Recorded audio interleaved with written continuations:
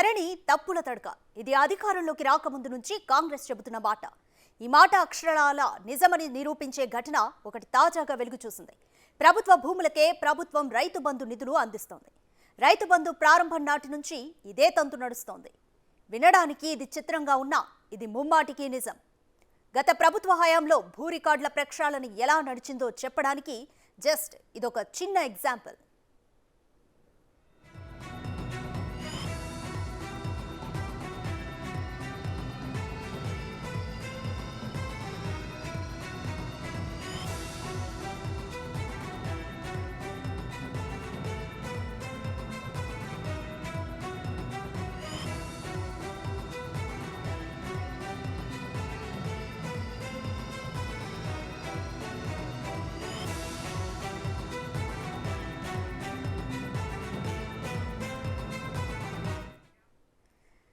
Right, ఇదే విషయంపై complete analysis మా ఇన్పుట్ ఎడిటర్ పవన్ కుమార్ అందిస్తారు.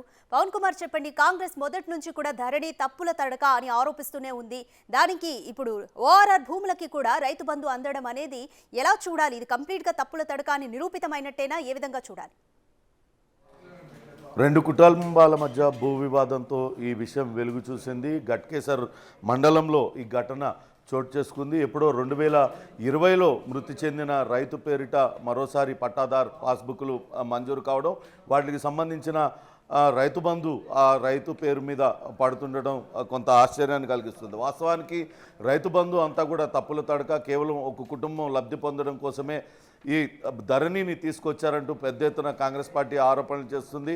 ధరణి అంతా లోపభూయిష్టంగా ఉంది. చాలామంది అసలు వాస్తవ లబ్ధిదారులందరూ కూడా తీవ్రంగా నష్టపోయిన పరిస్థితి. ఇందులో అసలు పట్టేదారుల పేర్లు కాకుండా వేర్వేరు పేర్లు పడటంతో చాలా చోట్ల అసలు భూ యజమానులు తీవ్ర ఇబ్బందులు పడుతున్నారు. కాబట్టి ధరణిని సమూల మార్పులు చేస్తాం ధరణిని అంటూ గతంలో కాంగ్రెస్ పార్టీ అనేక సార్లు ఆరోపణలు చేస్తూ వచ్చింది. అంతేకాకుండా ధరణిని ఒక విదేశీ కంపెనీ నిర్వహిస్తుంది. ఇదంతా కూడా ప్రతి ఒక్క వ్యక్తుల వ్యక్తిగత డేటా అంతా కూడా ఆ విదేశీ కంపెనీ చేతుల్లోకి వెళ్తుంది. ఇది ధరణి అనే యాప్ చాలా లోపభూయిష్టంగా ఉందంటూ కాంగ్రెస్ పార్టీ ఆరోపణలు చేస్తుంది. దానికి సంబంధించిన వివరాలు ఒకసారి చూసినట్లయితే, వాస్తవానికి ఓఆర్ఆర్ కోసం గతంలో భూమి అప్పట్లో రాజశేఖర రెడ్డి ప్రభుత్వం భూమిని సేకరించింది. ఆ భూసేకరణకు సంబంధించి వాళ్ళకి నష్టపరిహారం కూడా చెల్లించింది. ఆల్రెడీ ఆ భూసేకరణలో భూమి ఇచ్చేసి నష్టపరిహారం పొందిన రైతు తిరిగి రైతు బంధు పొందుతున్నాడు అనే విషయం ఇటీవల రెండు కుటుంబాల మధ్య భూ వివాదంతో వెలుగు చూసింది. ఈ ఘటన అంతా కూడా గట్కేసర్ మండలం పడమటి సాయిగూడలో జరిగింది. పడమటి సాయిగూడలో సర్వే నంబర్ 18లో మొత్తం 15 ఎకరాల 22 కుంటల వ్యవసాయ భూమి ఉంది. ఇందులో 7 ఎకరాల 30 కుంటల వ్యవసాయ భూమి బండారి రామదాస్ అనే వ్యక్తి పేరు మీద ఉంది. అతని బంధువులు, అతని సోదరులు బండారి భూపతి, బండారి నరసింహరావుల పేరు మీద మరో 7 ఎకరాల 30 కుంటల భూమి ఉంది. అయితే రామదాస్కి చెందిన 7 ఎకరాల 30 కుంటల భూమిలో 2010 సంవత్సరంలో అటు ఔటర్ రింగ్ రోడ్ నిర్మాణానికి అధికారులు సేకరించారు. ఆ భూమిని అంతా కూడా సేకరించారు.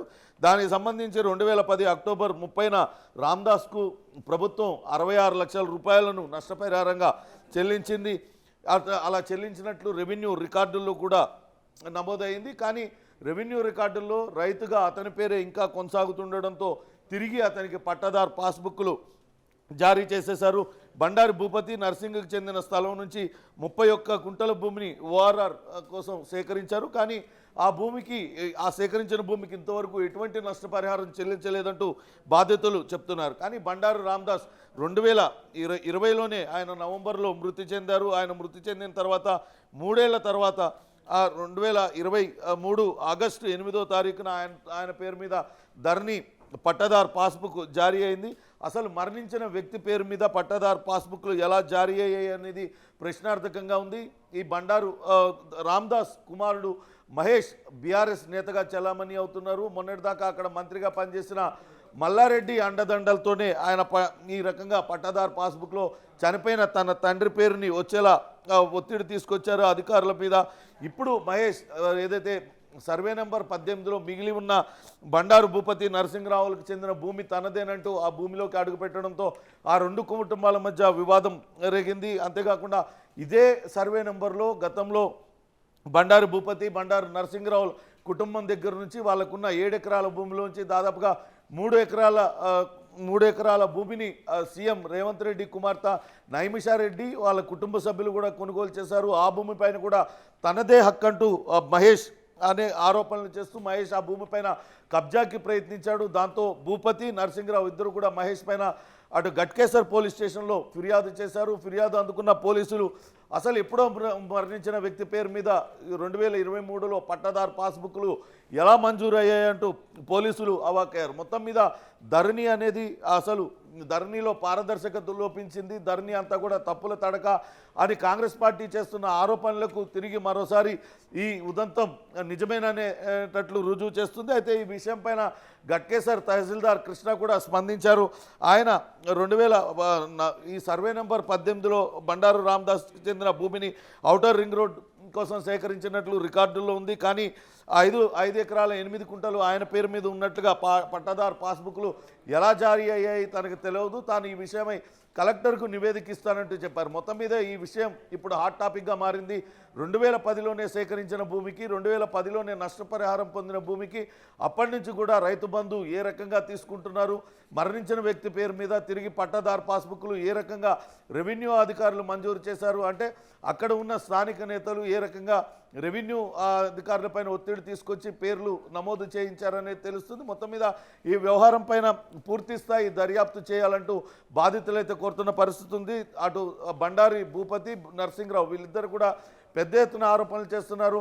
బండారి అటు రామదాస్ కుమారుడు మహేష్ అక్కడ స్థానికంగా మొన్నటి వరకు మేడ్చల్ ఎమ్మెల్యేగా ప్రస్తుతం ఉన్న మల్లారెడ్డి ఆయన గతంలో మంత్రిగా పనిచేశారు. ఆయన అనుచరుడుగా కొనసాగుతున్నారు. ఆయన అండదండలతోనే రెవెన్యూ అధికారులపైన ఒత్తిడి తీసుకొచ్చి తమపైన ఈ రకంగా దౌర్జన్యం చేస్తున్నాడంటూ ఆరోపణలు చేస్తున్న నేపథ్యంలో దానిపైన సమగ్రమైన దర్యాప్తు చేయాలంటూ బాధితులైతే కోరుతున్న పరిస్థితి ఉంది. అయితే ధరణిలో ఇటువంటి తప్పులన్నీ కూడా దొరుకుతున్నాయి. చనిపోయిన వ్యక్తి పేరు మీద ఏ రకంగా అసలు పట్టాదారు పాస్బుక్లు మంజూరు చేస్తారు, అసలు వాస్తవ భూ యజమానులు అనేక మంది ఇంకా తమ పేర్లు తప్పుపడ్డాయి, వాటిని సరిచేయండి అంటూ రెవెన్యూ కార్యాలయాల చుట్టూతా ఏళ్ల తరబడి కాళ్ళరిగేలా తిరుగుతున్నా ఇప్పటి వరకు ఎటువంటి ఫలితము వాళ్ళకు దక్కడం లేదు. కానీ అక్రమార్కులకు మాత్రం ధరణి ఈ రకంగా ఉపయోగపడుతుంది. కాబట్టి సమూలంగా దీన్ని మార్పు చేయాల్సిన అవసరం ఎంతైనా ఉందంటూ అటు స్థానికులైతే డిమాండ్ చేస్తున్న పరిస్థితి అయితే ఉంది. Radhika. Right, thank you Pawan.